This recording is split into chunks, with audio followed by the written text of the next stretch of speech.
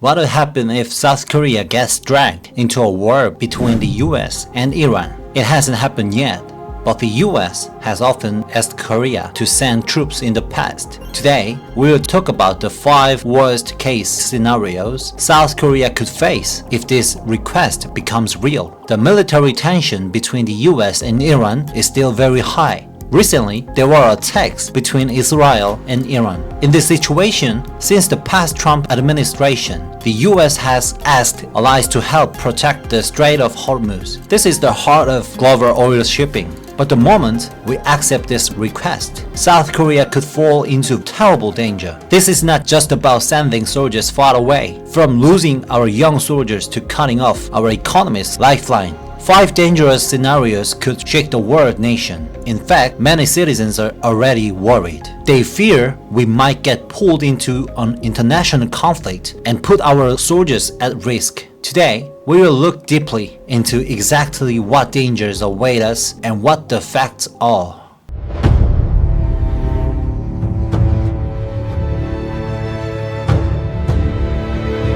The first and saddest scenario is losing our soldiers. If Korean combat ships go to the Strait of Hormuz, it will not be a peaceful escort mission. It will be the frontline fierce war between the US and Iran. Iran has powerful and tricky weapons to control the sea. Iran's military can drop thousands of sea mines. These are hard to find and deadly to all ships. Dodging mines is not the end. Iran can launch swarm attacks using suicide drones, small fast boats, and coastal missiles all at once. Even the best Aegis destroyers cannot block hundreds of missiles and drones flying in at the same time. Tensions are already high where our troops are currently stationed in the Middle East. But direct fighting in the Strait of Hormuz is a completely different level of danger. Iran has warned that if Korea sends troops, it'll be seen as a clear hostile act. This means our soldiers could become direct targets. The US-Korea alliance is important, but we must not trade the lives of our young men for it. The second risk is an economic disaster. As they say, Korea does not produce a single drop of oil. We depend totally on imported energy. The Strait of Hormuz is the Achilles heel of our economy. Facts show that about 70% of Korea's imported oil passes right through this strait. It is the lifeline of our economy. What if Korea sends troops and Iran blocks the strait or attacks Korean oil ship in revenge? Instantly, global oil prices will explode. Headlines like 3,000 won for 1 liter of gas will become real. As shipping costs jump, the prices of everything from food to factory goods will go up. This is massive inflation driven by energy costs. A Korean economic research report shows that if oil prices rise by just 10%, domestic factory costs go up by 0.71%.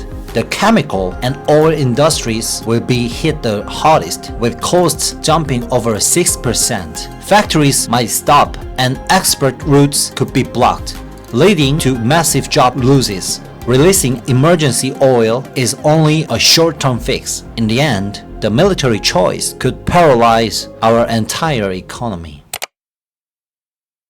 The third risk is that the war could threaten the Korean Peninsula directly and leave us globally isolated.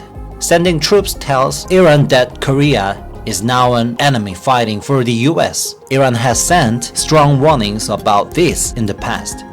Iran's revenge could happen in several ways. First, Korean companies and citizens living abroad, especially in the Middle East, could become targets for terror or kidnapping. Second, Iran could share more military technology with North Korea. Iran and North Korea have worked together on missile technology since the 1980s. If Korea joins the war, Iran might give North Korea better weapons or launch joint cyber attacks against us. Diplomatic isolation is also a big problem. Sending troops means Korea completely takes the US side and drops its neutral stance in the Middle East. This could destroy decades of good relations with Iran overnight. It will also hurt our relations with China and Russia. We might get stuck in Middle East conflict and lose our diplomatic power in Northeast Asia. The fourth risk brings our focus back home. It is the security vacuum created by sending our core military assets far away to the Middle East. If we send troops to the Strait of Hormuz, it won't be just small boats. We will have to send our Navy's best ships, like Aegis destroyers, to block missiles and drones. Right now, because of North Korea and big neighboring countries, our security station is also tense. Sending our best Navy ships thousands of kilometers away is like pulling guards away from our own house. This could give North Korea a reason to adjust the situation and increase military tension here. A deeper issue is our constitution. Article 5, paragraph 1 of the Korean constitution says we must try to keep international peace and reject aggressive wars. If Korea joins the war, where the US attacks Iran first without international law, people will say we are joining aggressive war. Just like the Iraq war deployment, this will cause huge anger and division inside Korea. The final risk is that all this sacrifice could end in an endless and pointless war. Military experts say a war with Iran will likely last a very long time. What if Korea sends troops, but the US, the country that started the war, quietly leaves? The worst case scenario is that only our military stays on a dangerous battlefield. In fact, President Trump has said several times that countries using the Strait of Hormuz should protect it themselves. He tried to pass the coast to allies like Korea and Japan. This shows that the US might put America first before the alliance. If the US thinks it has achieved its goals, it can leave alliance behind at any time. Then Korea could be left totally alone in a conflict with a ruined economy and Iran as a fierce enemy. We would lose both our purpose and our practical benefits. Today, we looked at 5 dangerous scenarios South Korea could face if it sends troops to a US-Iran war. Losing our soldiers, cutting off our economy, facing global isolation, weakening our own defense, and finally being left completely alone. These are heavy issues that could decide the fate of our country. Of course, the US-Korea alliance and global energy security are important, but no reason more important than the lives and safety of our citizens.